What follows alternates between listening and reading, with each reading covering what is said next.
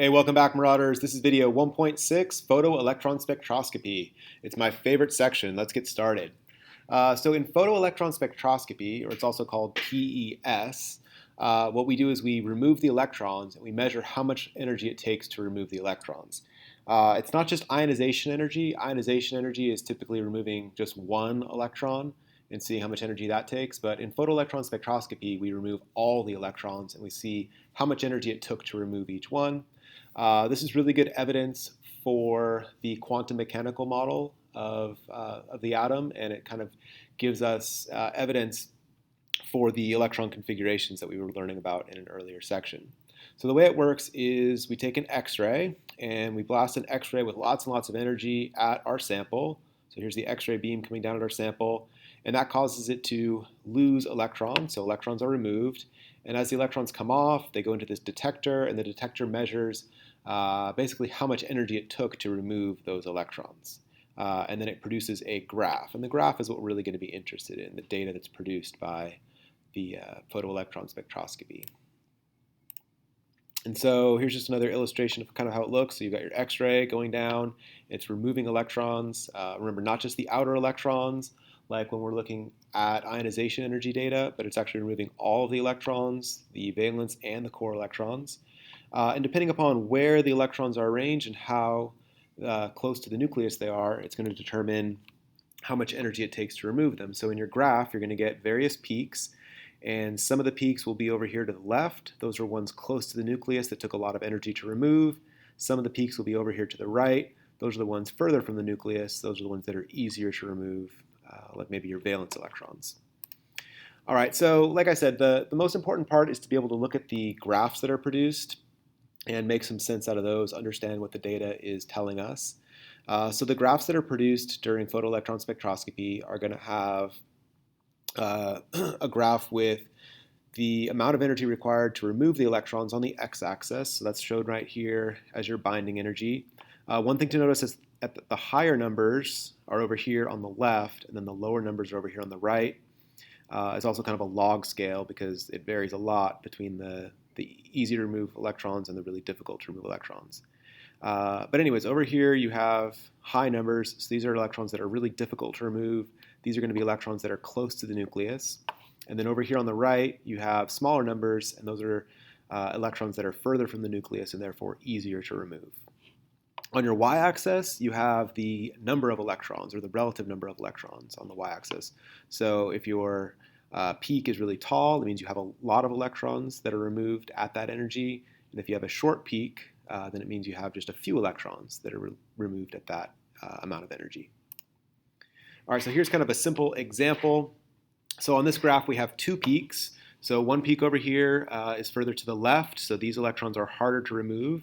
And then a peak over here to the right, these electrons are easier to remove. It took less energy to remove these electrons. It took more energy to remove these.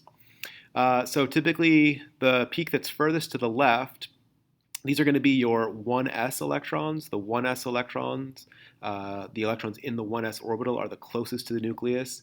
And since they're closest to the nucleus, they're going to be the most difficult to remove, or it's going to take the most energy to remove them. And then over here is going to be the 2s electrons, because those are the next easiest electrons to remove. And so I labeled the two peaks. Whenever you see one of these graphs, probably a good thing to do first is to label the peaks. Remember, starting on the left with 1s, the height of this peak is telling us that there's 2 electrons. We know that's how many electrons can fit in the 1s orbital. And then notice that this peak is about half the height, and so it's holding half the number of electrons. This is holding 2 electrons. This is holding just 1. So we have 1s2, 2s1. So this looks like it's probably the PES data from lithium, because lithium has 3 electrons and the electron configuration of 1s2, 2s1.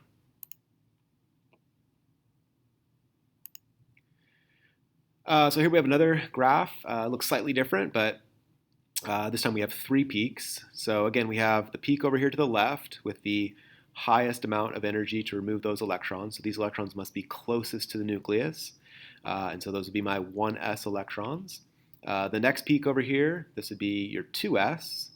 And then after 2s, we go to 2p. Notice that this peak is a little shorter than that one. It's half the height, so it must have half the number of electrons.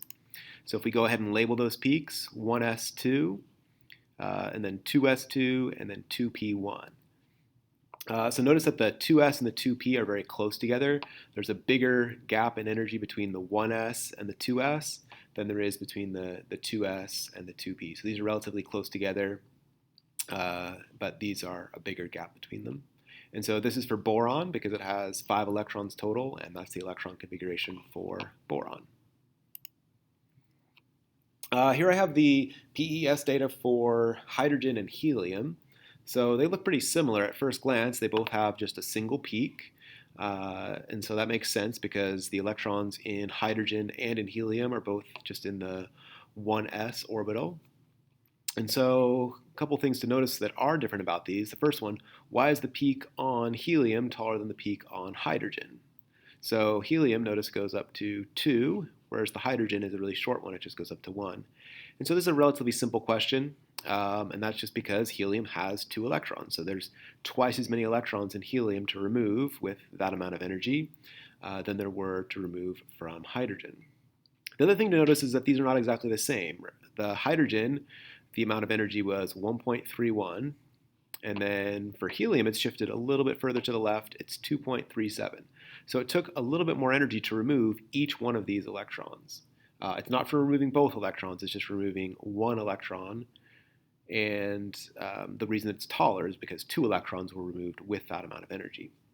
But why would it shift over here to the left? Well, the reason for that is that there are more protons in helium. And so since helium has more protons, it takes more energy to remove the electrons from helium than it does from hydrogen.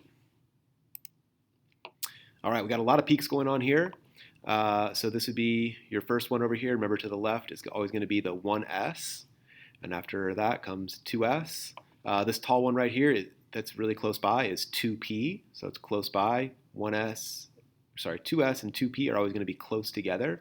Notice that this one is 3 times taller. It goes up to 6 because there's 6 electrons in the 2p orbital.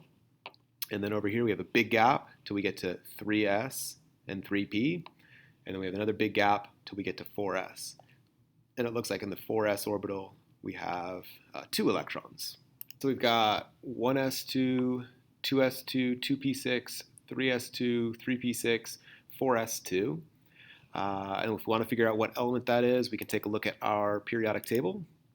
So we come over here to our periodic table, and so 1s2, and then here would be 2s2, 2p6, 3s2, 3p6, and then 4s2, so we get to calcium. So it looks like calcium would have that same electron configuration that we just looked at in this set of PES data. And so that would be calcium. That's it. Make sure you get some practice on this, and I'll see you in the next video.